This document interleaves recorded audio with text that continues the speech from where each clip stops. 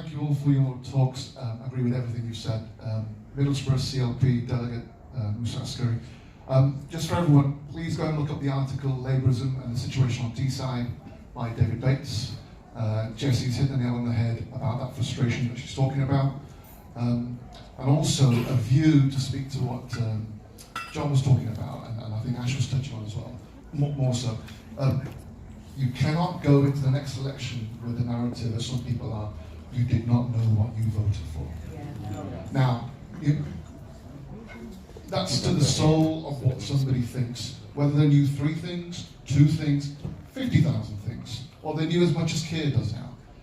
You can't tell people you don't know what you voted for. You knew what you voted for, whatever it was, but now that you know more from the deal, or now that you know more for the 3 years, what do you think? And that's a reasonable question. I can deal with that on the doorstep. Do you agree? Thank you.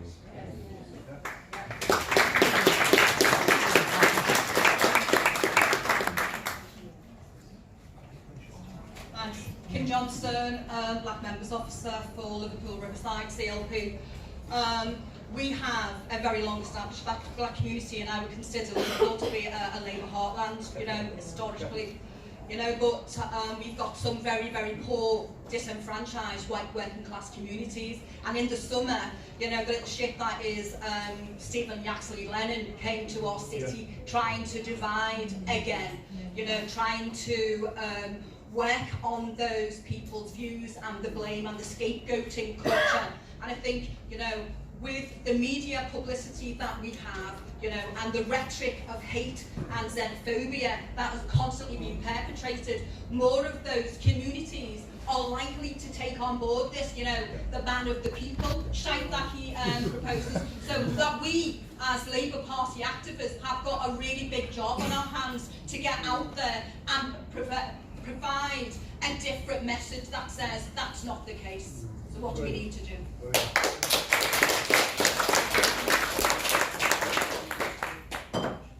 On the actual day of the referendum, when I went round to my polling station to vote, there were 2 problems. First of all, there was a queue. Now, in local elections, nobody bothers to vote in my area, so that was quite strange. The next problem was there was a woman hysterically holding a biro pen, saying, make sure you vote in pen, otherwise they'll cross out the pencil and say that you voted Remain. With that level of mistrust within our country, what can we do as a party, as a movement, to rebuild the deep mistrust in politics and establishment? Thank you. So I don't know who. Ash, you want to go first? Go ahead. I'm jumping in a bit. Go ahead. So I want to talk about that little shit Stephen Yaxley Lennon.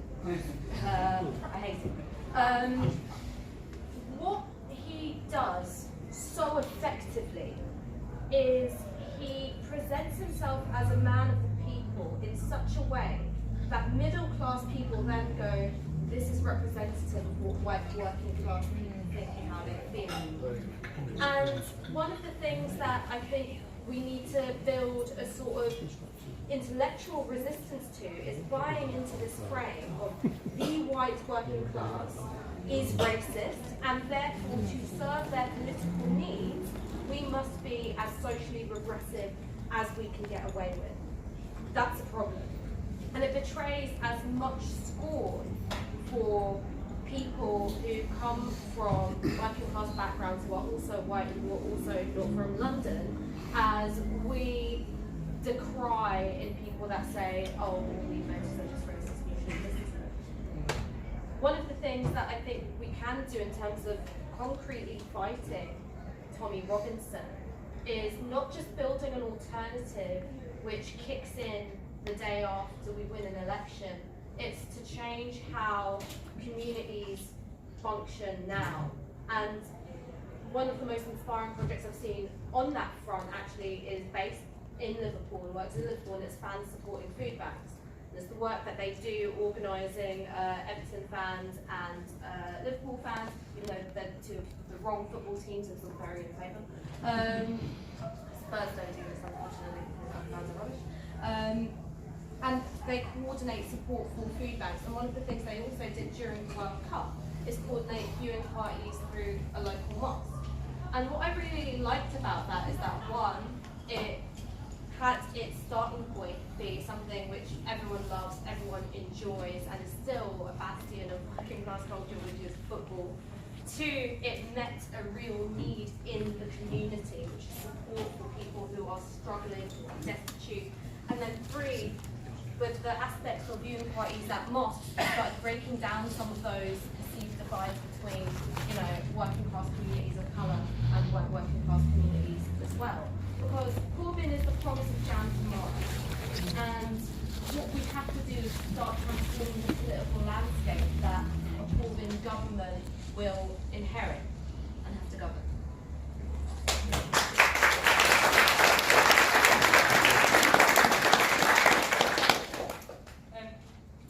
Just in terms of that sort of disenfranchised, I think it links to the question about rebuilding trust as well. When we go back to the issue of power, there's 2 ways that people can feel powerful, and it's by being part of something. And I think what Boris Johnson is offering is the type of willy-waving power that says, follow me, I'm powerful, and we'll take us out of Europe, ho, ho, ho. Which is devastating and is the wrong type of power. The other type of power is what I mentioned earlier about the type of power that we can create in our communities. And I think that we can find really simple issues.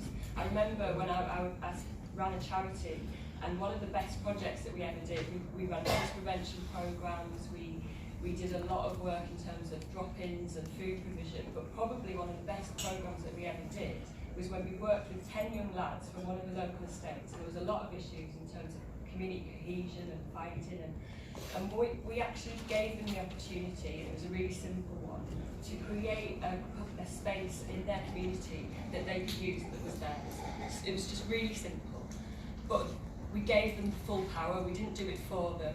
We helped them from the sidelines, and they did it, and they took this project forward. They then ended up doing a community festival in the same space. But then the next week they kept turning up, and they said, what else can we do for our community? This was young people that everyone had wrote off. When you talk about disenfranchised community, disenfranchised young men, they were all young men. Most people were writing them off. They started to talk about things like, why are our council houses not getting the new windows when all the other houses are? Why aren't we having community support officers?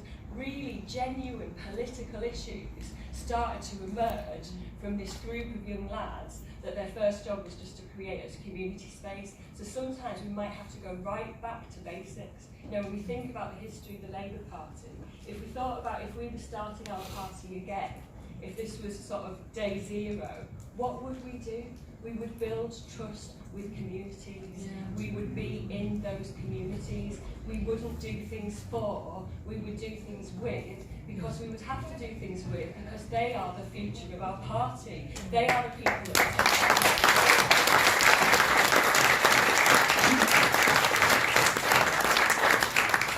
I'd like to pick up on your point of mistrust, because I don't think it didn't just start in the referendum, certainly not in North East Derbyshire.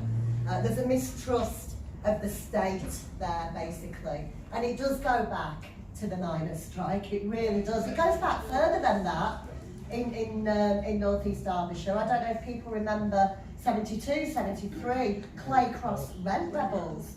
And that is really what we need to see. Now, I'm not suggesting our councillors there do what they did, but what the community had then was this housing act coming down, saying to the Clay Cross councillors, you've got to put up your tenants' rent. And they just said, no, we're not doing it.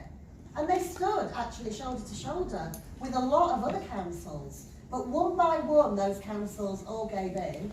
And the last council standing, and they didn't implement it, was Clay Cross. They all got into a lot of bother about it. But those people are still around. I work very closely with one of the Clay Cross rent rebels on the Orgreave Truth and Justice campaign, who is from, he's from there, he's an ex-Derbyshire miner. And the demographic in North East Derbyshire has changed, don't get me wrong, because as all the pits went, we've had new housing bill over the last couple of decades, but it is still a predominantly above average number of 65 years and plus, and we've got a predominantly lower than average, 24 years and younger. So we have got an older community. And so we have got this community that has got this long-standing mistrust. They hate the Tories, even though we've got a Tory MP. We speak to people, a lot of people don't even realise they've got a Tory MP. Seriously. They didn't bother to vote because it's always Labour. And they've got a Tory MP, so they've got that mistrust. But we let them down as well. We gave them Labour MPs that didn't represent their background, their class. And there's a lot of hurt about that. And I tell you, you know, the selection process in North East Derbyshire was pretty thorough about that, whether you are genuine about what you're saying. And we have to always remember that when we are looking at our candidates and our councillors. And I'm pleased to say that I'm standing up against some brilliant working class, some brilliant working class, particularly women, as parliamentary candidates this time around. And that is a change for the positive. So we've got to earn that trust. And it is, you know, as you said, by being in our communities and doing something. I love those long conversations on the doorstep, and I tell you, I never get into trouble for it these days, because we've got to start it. We've got to start that. You don't turn up. You know, we were doing this initially, turning up, and as soon as I see a Labour sticker, go away. But now we're starting by actually asking things, asking what you like about the area, asking what matters about you and your family. We don't jump in there, you know, on the issue of where's your vote going to land. And that has to be done, and it's a hard slog. It's a wonderful thing, because it's the only way you know what your voters want, what they need, because that's what you're under a duty to be able to deliver. So we've got to earn that trust. We've let them down in the past big time, but I think now we are actually winning it back.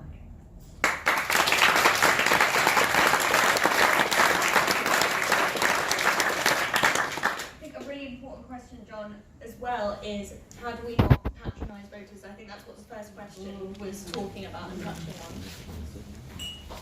Yeah, well, I think, you know, going back to Brexit for a second, ultimately, because there's other issues to Brexit, those people who were suggesting that the people who voted for Brexit didn't know what they were voting for, and it sort of infantilises 17 billion people. Right, because remember, I said, we voted Brexit over here. well, yeah, total of 5 Londoners voted for Brexit. So it's not as clear as it sounds, though the spatial organisation, this is a complex idea, but I want to express it anyway. Class is partly organised spatially. And because when you think about where the areas of deprivation are, it's slightly different in London, but still it's spatially organised. But there are whole towns, cities and regions of our country that have been absolutely held back, and where there is profound anxiety about the future, and where the party itself offered a series of public service reforms, as I've already said, which didn't work for those communities either. So I want to tell one story, then finish on and try to find a positive note, because unfortunately I've got to go. I goes to the Tesco's, bottom of where near my office used to be, and a bloke stops me and he says, look, he says, I got beat up by, it was 24-hour Tesco, I got beat up by a group of women who were pissed about 2 o'clock in the morning. And he said, I had to go to the hospital, I got myself organised to join the union, and we've got to get respect for workers. And I thought, yeah, it's good, so will you come and help us? So I went to the store and we did a respect the employees thing, as you expect us to do. But when I talked to him, he was an amazing, fascinating bloke. He lived in the village all his life. He knew everybody, he knew everything, and he had strong ideas, whether they were right or wrong. And I said, you ought to come to our meetings because you know everything about our community and blah, blah, blah. So he says, well, I didn't know I could. I said, look, I'll pay your membership for the party. Come for a couple of meetings. Anyway, life goes on, I forgot about him. 2 months later, I'm back in it. Did you go to the meeting? He said, well, he says, yeah. He says, I went home, changed and put my suit on. Went down to, that's how the big some people. I went down to the Labour Party meeting in Emsworth. There's an Emsworth councillor here. He says, I got to the door and I couldn't go in. I couldn't go into it. So I went back home, got changed back, and went to the pub and had a great good crack with my mates about what's wrong with them. And I thought the barriers, still, and I regard myself as an open person and somebody who grew up in Yorkshire. I'm not somebody who's been parachuted or anything. I come from a working class background, which exist, still a profound, and it's not his fault. It's ours. Yeah. We're not more open. So we've got to work hard at this because we've got to regain trust. And it's like the pioneers who built our movement. You know, some of them, we know what happened to them back in the 19th century, after Australia and all the rest of the problems that they had. I mean, this is not a career structure for budding politicians to get to the top of them.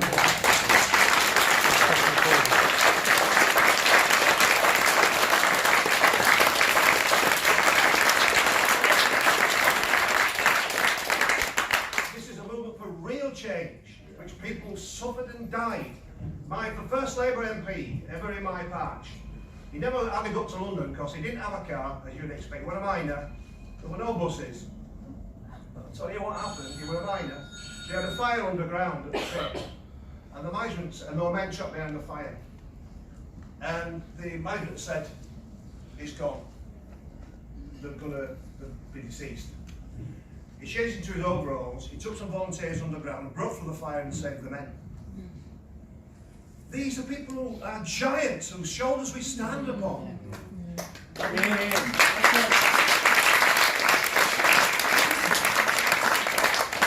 question really is whether our generation deserves to be the ancestors of those people.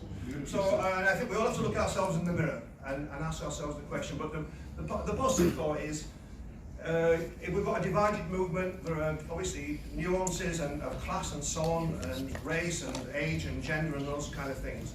But look, if you think about just one thing, the Green New Deal, our young people are looking at those of us of a certain age and thinking, you bastards have destroyed our planet. What are you going to do to try to protect us? And the rest of us should have that sense of responsibility as human beings on the most dominant species the planet's ever known for destroying what's happening. And there are parts of the country where there's no industry left, but there are still engineers. There are still people who are prepared to work hard. There are still people who are inventive in all sorts of ways. There are universities all over the country. Isn't the New Deal new industries to change our planet, and maybe to pioneer a different way of living for our world and not just our country? A way of building bridges across the different divisions with our community, because the communities I represent are desperate for jobs. And I always think about this, the poor buggers, the pensioners who can't afford to heat their homes and eat food on a Friday after the pensions run out. Why aren't we getting some of the employed young kids to do the insulation of the houses, to make the planet burn less fuel and to make people have a little bit more money to spend?